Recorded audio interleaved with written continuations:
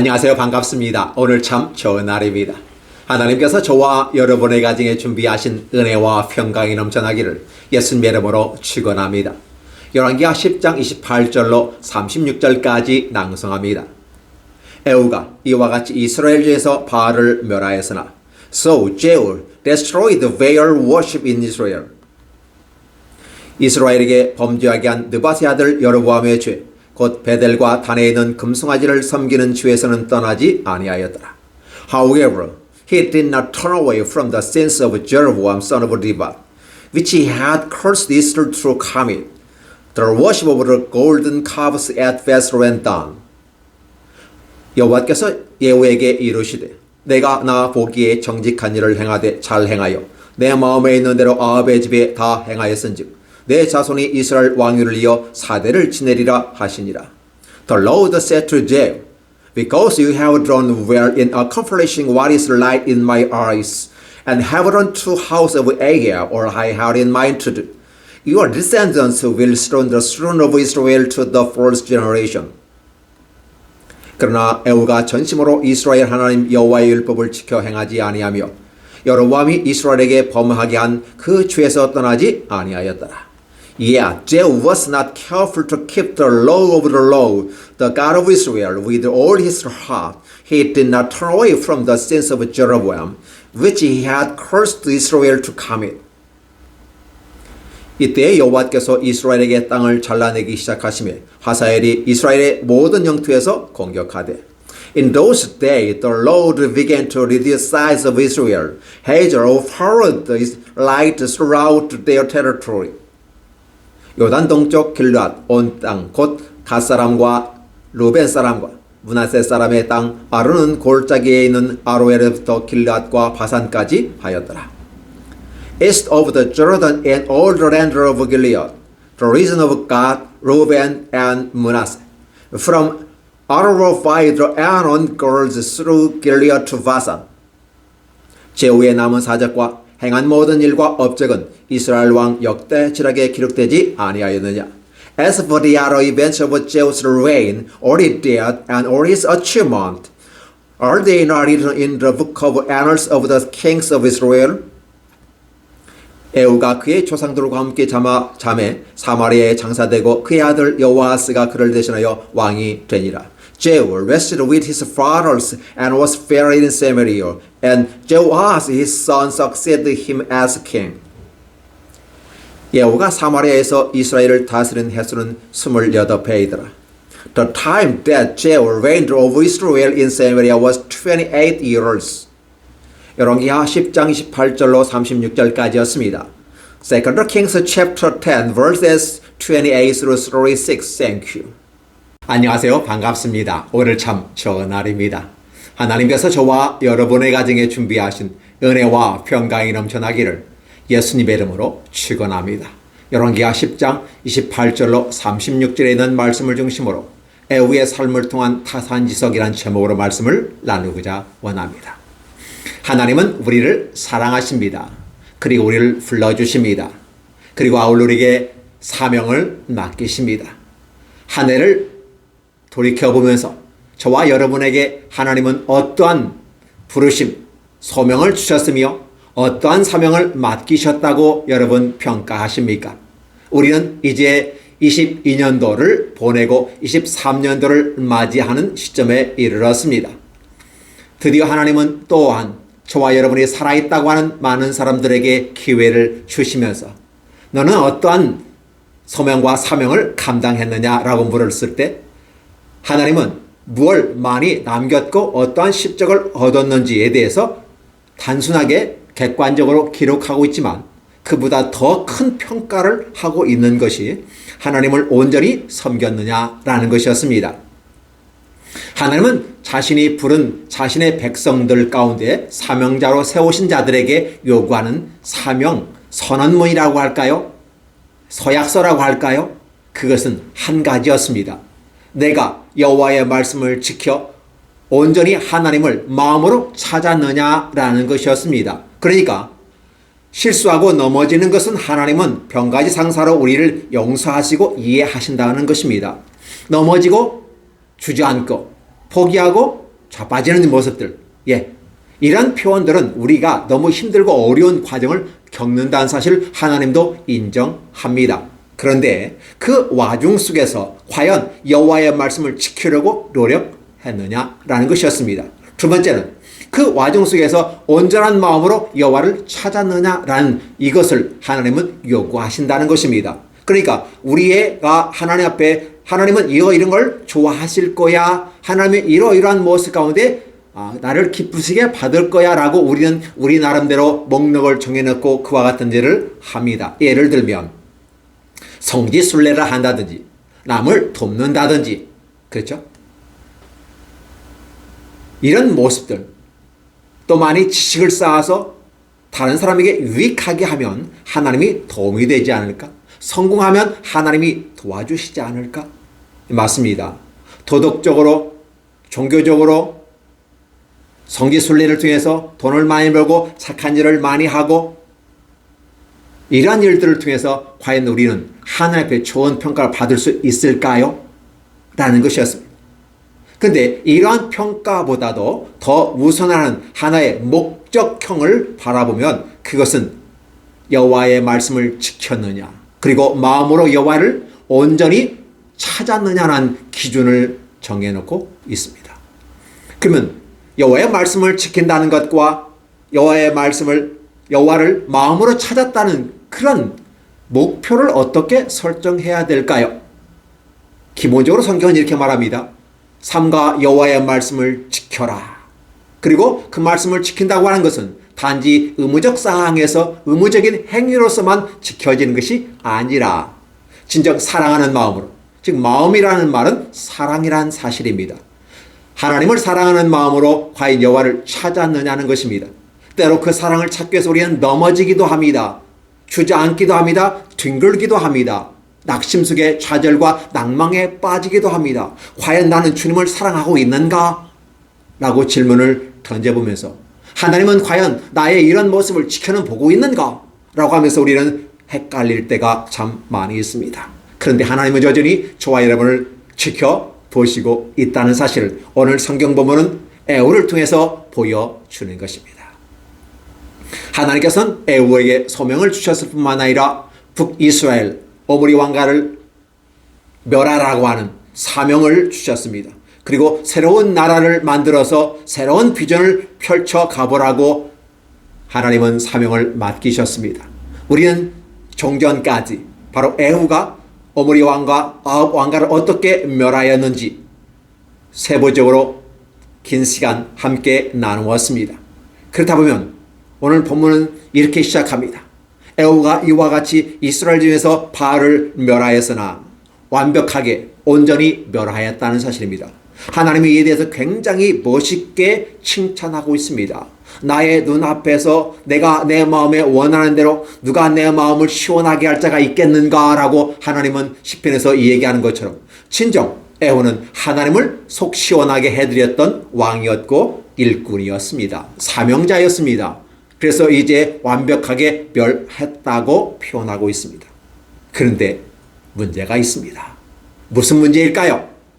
아니 그 정도 됐으면 다 된 거 아닙니까? 그 정도 됐으면 통과된 거고 하나님이 복 주시면 되는 건데 또 무슨 조건을 달려고 하나님 그러십니까? 혹시 이렇게 생각하시는 분이 있을까 싶습니다. 이렇게 얘기합니다. 이스라엘에게 범죄한 느밧의 아들 여로보암의 죄, 곧 베델과 단에 있는 금송아지를 섬기는 죄에서 떠나지 아니하였더라 라고 명시를 하고 있는 겁니다. 그러니까 아합 왕가, 오므리 왕가, 특별히 바알과 아세라를 섬겼던, 그래서 신상을 헐어버리고 목상을 태워버리고 그곳을 변소로 만들어서 다시는 그곳에 어떠한 형태로도 종교 형태를 세우지 못하게끔 만들었으며 그를 추종하고 그와 친근한 사람들 20%에 해당되는 많은 사람들을 싹 다 멸하였습니다. 맞습니다. 여기까지는 상당히 하나님 보시기에 마음이 흡족했던 것 같이 성경은 표현하고 있습니다. 그런데 한 가지 부족한 게 있다는 것입니다. 사실 저와 여러분이 삶에 있어서 부족함을 이야기할 때 있습니다.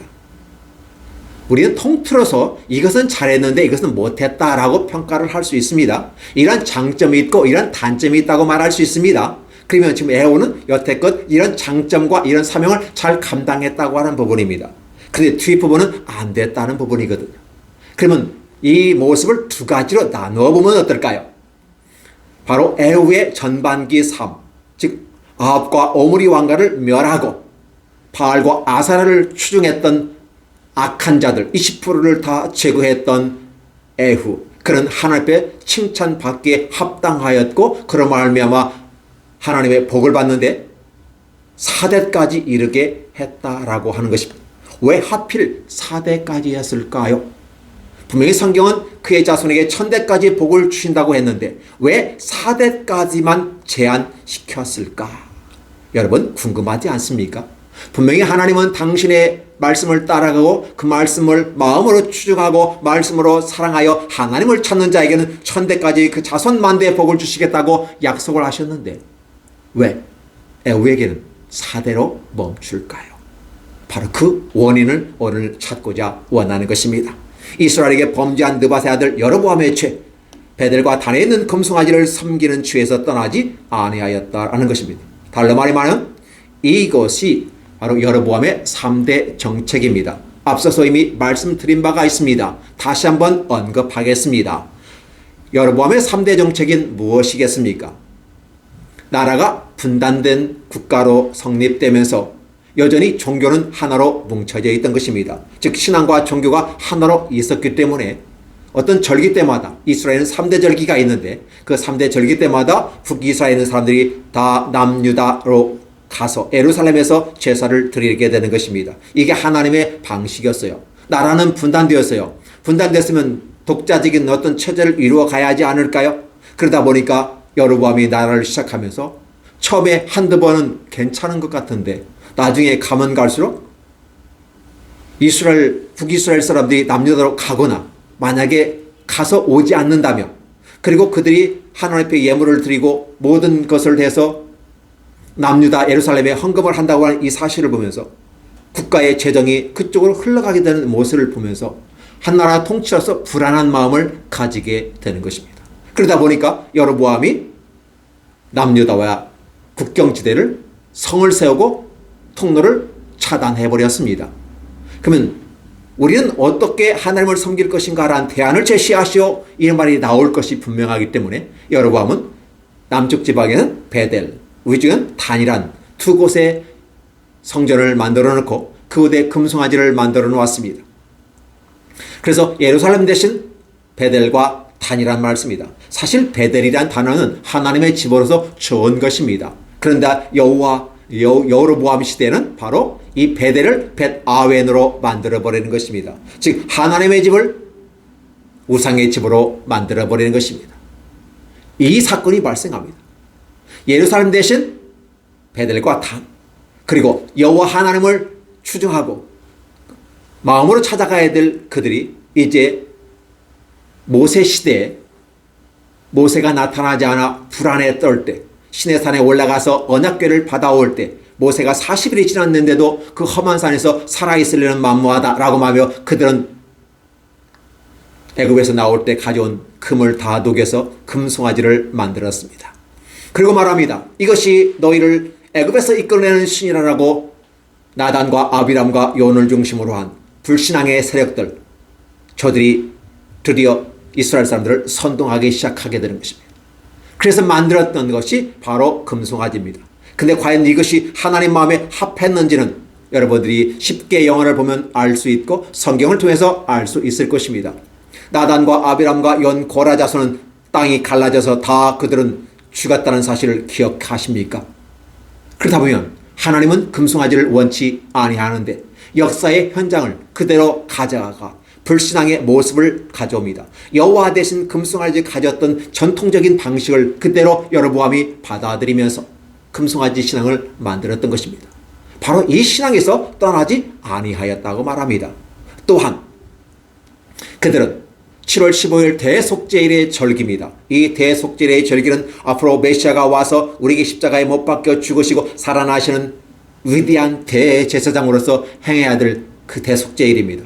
근데 그 대속죄를 바꿔버렸습니다. 8월 15일로. 문화와 환경과 여건 속에서 날짜를 변경하자는 것입니다. 그러나 메시아가 오기 전까지는 그 날짜가 변동되어서는 안 되는 것이었습니다. 세 번째는 성전을 섬기는 자들은 하나님의 약속대로 아론의 자손들이 제사장으로 섬겨야만 했던 것입니다. 그런데 이 여로보암은 아론의 자손이 아닌 다른 사람들을 누구든지 원하면 대제사장이 될 수 있고 제사장이 될 수 있다고 말하는 것이었습니다. 그래서 결국은 인간의 제사장으로 제사를 드리고 하나님 앞에 나아가겠다는 하나의 모양만, 형태만 흉내내는 모습으로 가게 되는 것입니다. 그래서 여로보암의 3대 정책은 달리 말하면 그동안 신앙과 종교가 하나의 모습으로 있었던데 그러나 이것을 분리하는 작업이 시작됐다는 것을 얘기하는 것입니다. 사실 이 사건은 솔로몬 때부터 있었다는 사실이죠. 통일국가를 이루었고 믿음과 신앙과 종교가 하나 되어졌던 다윗의 아름다운 시대. 그래서 힘들고 어렵지만 넘어지고 실수가 많았던 다윗이지만 그 마음으로 여호와를 찾았고 여호와의 율법을 즐거워하여 그 언약궤가 다윗성에 돌아올 때 하체가 드러날 정도로 춤추며 하나님을 좋아했던 다윗을 하나님은 기억하십니다. 이러한 모습으로 저와 여러분이 신앙이 유지되어야만 하는데 솔로몬 때에 가서는 그렇지 못했다는 것입니다. 이 솔로몬 때의 나라가 쪼개지는 그 시점에 단지 나라가 쪼개지는 것이 아니라 그의 신앙과 종교가 쪼개졌다는 사실을 여러분 아십니까? 겉으로는 남유다와 북이스라엘이 나누어졌지만 그 이면에 솔로몬이 여호와를 떠남으로 말미암아 나라를 쪼개었다라고 표현합니다. 그런데 똑같은 표현이 바로 에후가 여호와의 말씀을 따라 마음으로 하나님을 섬기지 아니하고 바알 신앙을 척게 했지만 여전히 여로보암의 죄에 머물러 있는 금송아지 앞에서 제사를 드리는 이 모습을 바라보면서 하나님은 속상해하는 것을 볼 수 있습니다. 이 모습 속에서 결국은 하나님의 마음에 섭한 마음이 있었고 그러나 그동안 수고한 것을 인정하기 때문에 4대까지만 왕권을 유지하겠다라고 하나님은 이야기했던 것입니다. 만약에 에후가 다윗처럼 멋있게 행하였더라면 아마 다윗의 왕조도 멋있게 이어지겠지만 에후의 왕조도 천대까지 이루어가는 모습은 아니었겠는가 생각해 봅니다. 그러나 하나님은 다윗과 함께 약속한 것을 아시기에 다윗의 자손 예수 그리스도를 통해서 이루어야 될 계획을 아셨기에 끝까지 남유다를 지키려고 노력하는 아버지 하나님의 아름다운 모습을 여러분 기억하시길 바랍니다. 오늘 저와 여러분은 에후는 분명히 전반기의 모습은 멋있게 성공했습니다. 시작과 끝은 분명히 우리에게 주어진 의무가 있고 그 의무가 달성되어지고 목적이 달성될 때까지 우리는 성실하게 임하는 모습을 볼 수 있습니다. 마치 솔로몬도 왕위에 이어져서 자신이 왕위에 오를 자가 아니었습니다. 왕위에 있을 수 있는 그런 자격과 조건이 아니었습니다. 그럼에도 불구하고 하나님이 왕위에 세워주신 이 모습을 보면서 하나님이 내게 왕위를 주셨는데 내게 지혜를 주셔서 이 이스라엘을 잘 하나님 말씀으로 판단하고 이끌기를 원합니다라는 멋있는 판단. 시작은 멋있고 아름다웠습니다. 왜? 하나님이 그 길을 열어주시니까 그 길을 걸어갔습니다. 또한 아버지의 다윗의 꿈을 이루기 위해서 성전을 지어갔습니다. 네, 성공했습니다. 위대한 성전을 거룩하게 세웠고 그런 하나님의 지혜를 따라서 많은 사람들에게 많은 국가에게 하나님의 영광을 드러냈던 모습을 봅니다. 그런데 그의 후대의 삶은 어떻습니까? 천명의 나한테는 아내들을 따라 그들은 신앙에서 종교로 옮겨졌고 종교로 옮겨진 그들은 하나님에 대한 열정과 그 마음으로 하나님을 쫓지 아니하고 목적이 상실된 솔로몬의 삶 결국은 형식과 틀에 매여 있고 습관적인 문화의 한 형태로서 하나님을 섬기는 그 모습 속에서 그는 불신앙의 길로 갔더라는 것입니다. 하나님은 그러므로 말미암아 솔로몬의 때에 나라를 쪼개려고 마음먹었으나 그의 아버지 다윗을 생각한 하나님께서 나라를 쪼개지 아니하고 솔로몬의 아들 르호보암 때에 나라를 쪼개었다는 사실을 기억하십니까? 오늘 에후도 하나님 말씀을 따라 그 마음으로 돌이키지 아니하였으므로 바로 금송아지를 섬기는 죄에서 떠나지 아니하였기 때문에 하나님도 바로 아람 왕 하사엘을 엘리사를 통해서 기름 부을 때 하였던 얘기를 기억하십니까? 하사엘이 극악무도한 상태에 이스라엘 사람들에게 만행을 저질 것을 아셨던 엘리사야, 그래서 자기가 왕위를 세우고 기름 부어 세웠지만 그 앞에서 우는 엘리사의 모습을 여러분 기억하십니까? 왜냐하면 그렇게 북이스라엘이 끝까지 여호와를 버리지 아니하고 갈 때 하나님은 인생 막대기와 채찍으로 한 나라는 한 군나라로 채찍을 하시는데, 나라를 쪼개야 하는데 그 땅을 쪼갰다는 말을 쓰게 됩니다. 이 땅이란 말은 하나님의 유산입니다. 하나님의 기업입니다. 근데 그 기업을 나눈다, 쪼갠다 있을 수가 없는 일인데 그 나라가 쪼개어진다는 사실입니다. 무슨 소리일까요? 에덴 동산에서 쫓겨났던 저와 여러분은 반드시 기억해야만 할 것입니다. 죄로 말미암아 여호와를 섬기지 아니하고 그 마음으로 여호와를 쫓지 아니하고 악한 자를 쫓았을 때 어떠한 결과를 가져왔습니까? 바로 에덴 동산에서 쫓겨나는 또 다른 나라로 동쪽의 에덴 동편으로 쫓겨나는 모습을 기억하십니까? 솔로몬이 믿음을 따라가는 이 모습 가운데서 제대로 끝까지 하나님 말씀을 준행하지 아니하므로, 즉 목적 달성을 위하고 의무가 주어졌을 때 성실하게 하지만 진정한 삶의 모습은 이제부터라는 것입니다. 즉 왕으로 있을 때 그 외 모든 목적을 달성하였고 이제 새로운 자신만의 길을 걸어가는 그 길에서는 솔로몬은 실패했다는 것입니다. 솔로몬의 삶도 어떻게 합니까? 다윗의 삶과 연관된 성전 건축을 하는 과정 속에서는 성공했다고 말할 수 있습니다. 그러나 그 모든 것이 끝난 다음에 드디어 솔로몬만의 왕권을 이어가고 솔로몬만의 왕위를 존속시켜야 하지 않을까요? 자신의 또 다른 영역을 만들어가야 하지 않을까요? 그런데 그의 삶에서는 실패했다는 것입니다. 예후의 삶도 마찬가지입니다. 하나님이 사명을 맡기시고 그 사명을 감당하기 위해서 열심히 성실하게 했다는 사실은 누구도 부인할 수 없으며 하나님도 인정하는 바입니다.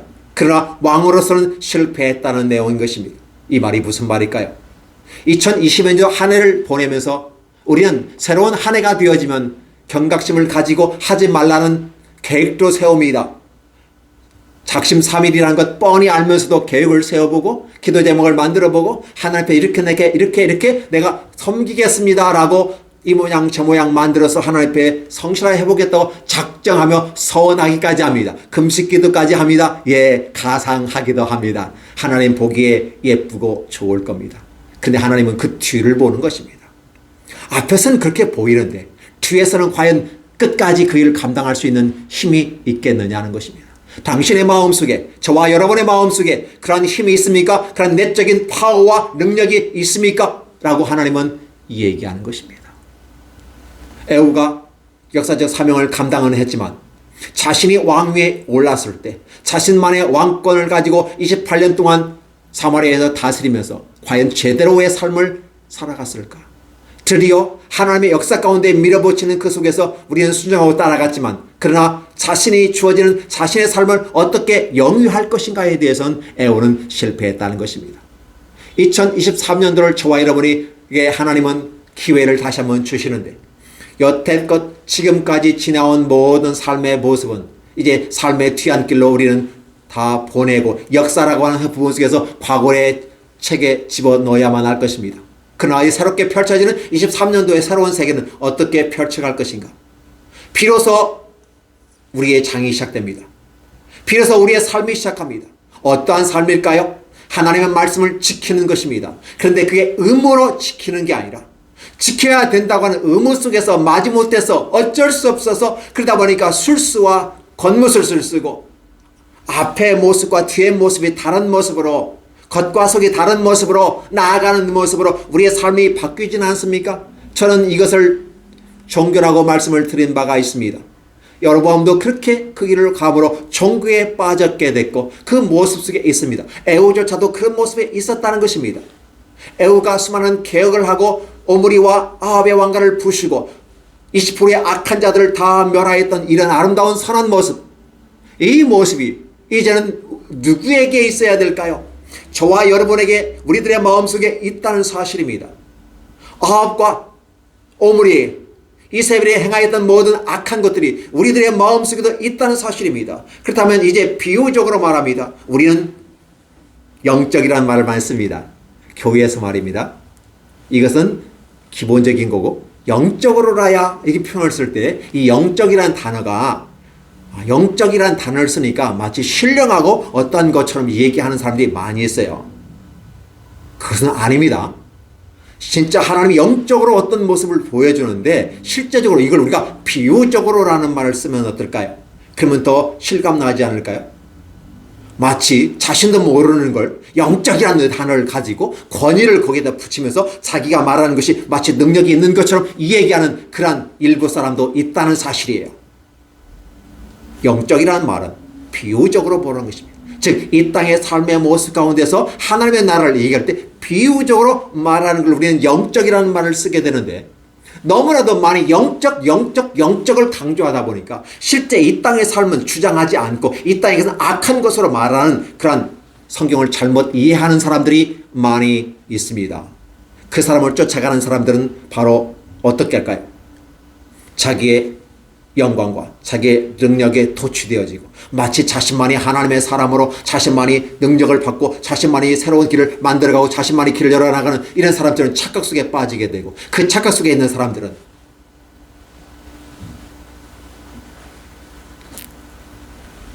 그러한 사람들을 쫓아가면서 여전히 똑같은 당연한 방법으로 가더라는 것입니다.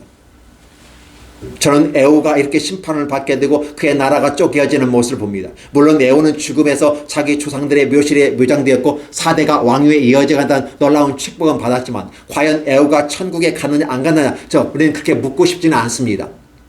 그건 하나님께서 하실 일이고 단지 우리가 이 땅에서 우리가 평가할 수 있는 것은 여호와의 말씀을 지키는데 의무적으로 마지못해서 하는 게 아니라 마음으로 하나님을 찾아가는 이 일에서 에후가 실패했다는 걸 바라보면서 하나님은 서운해했고 하나님은 실망에 빠졌다는 것입니다.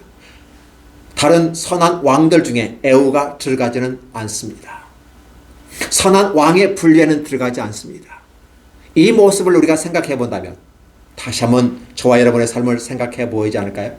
23년도가 새롭게 시작되니까 또 어느 곳에 가서 먼저 그 해 첫 해 떠오른 태양을 바라보며 마음의 소원을 얘기하고 자신의 꿈을 얘기하고 마음을 다져본다고 얘기합니다. 앞모습만 그렇습니다. 과연 뒷모습과 그 과정의 모습은 어떤 모습으로 보여질까요? 에후의 모습 속에 드러나는 것은 왕으로서는 실패했다는 것입니다. 새해가 시작되면 이 모양 저 모양 새해에 떠오른 해를 바라보면서 왜 해를 바라봅니까? 그 해를 주신 분은 하나님이시고 떠오르게 하시는 그 해 어제는 안 주셨습니까? 내일도 주실 것입니다. 그 해가 무슨 상관이 있나요? 여전히 동일한 해인데 단지 시간만 우리가 차이 속에서 올해 23년 첫 번째 떠오른 바로 그 해를 바라보면서 여러분 기억해 주세요. 태양은 큰 존재인 것입니다. 빛을 주는 존재입니다. 새로운 생명을 주는 존재입니다. 그래서 우리는 바로 태양을 보면서 하나님을 상징한다고 보는 거죠. 떠오르는 하나님이요. 떠오르는 태양이 아니라 떠오르는 하나님이요. 그래서 하나님께서는 의로운 해가 떠올라서 치유의 광선을 발휘하는 것처럼 저와 여러분의 삶을 치료하시기를 원합니다. 무슨 삶을 치료할까요? 육신의 병은 의사에게 가서 약은 약사에게 너무나도 당연한 말 아니겠습니까? 그러나 저와 여러분의 삶의 모습에서 치유한 광선을 누가? 의로운 해.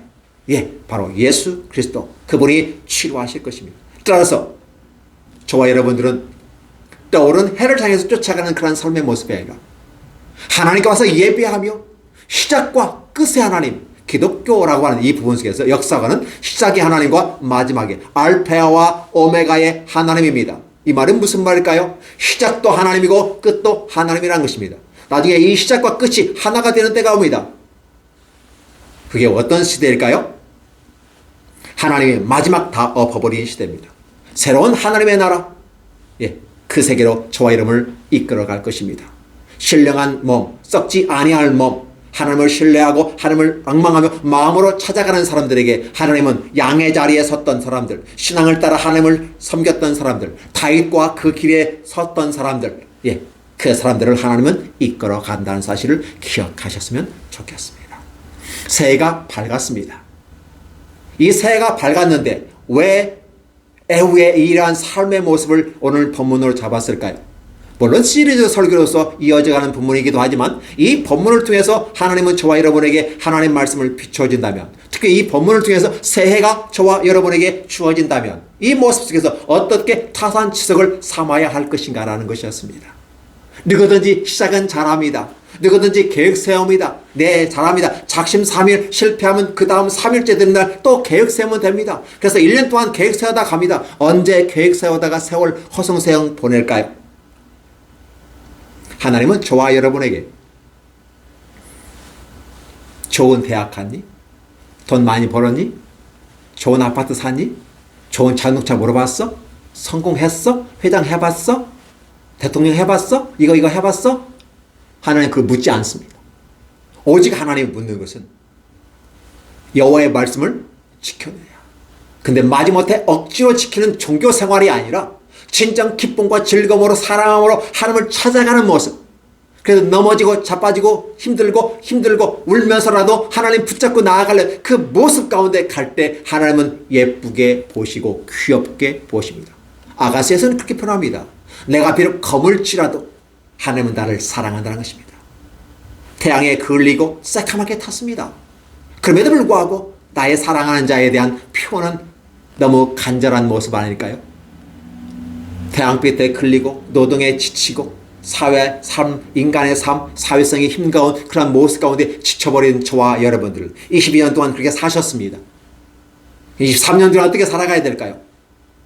검다고 힘들다고 좌절과 낙심 속에 포기하는 모습이 아니라 오늘도 새롭게 우리에게 의로운 해가 떠올라서 우리를 삶을 치유하시는 우리의 치유의 광선으로 함께 하시는 그 하나님 앞에서 오늘도 희망 한번 가져보지 않을까요? 어떻습니까? 새롭게 2023년도 시작하는 이 시점에 하나님께서 오늘 저와 삶에 주신 23년도란 이 한 해가 바로 왕으로서 애우가 성공할 수 있는 길인 것이고, 오늘 23년도는 저와 여러분이 여러분의 삶의 왕으로서 여러분의 삶을 정직이로서 이끌어가는 것입니다. 여러분의 삶을 왕으로서 관리하고 이끌어갑니다. 하나님이 저와 여러분에게 그렇게 주셨습니다. 청지기로서 왕으로 주셨어요. 그렇기 때문에 이러한 23년도를 멋있게 살아가야지 않을까요? 근데 그 멋있게 살아간다는 그 기준이 뭘까? 여전히 우리는 그렇게 말하고 세상적 가치와 기준을, 세상적 목표를 설정하고 그걸 이뤘을 때 멋있다라고 표현합니다. 그러나 오늘 성경에 다시 한번 얘기합니다. 애우에게 하나님이 주신 말씀이에요.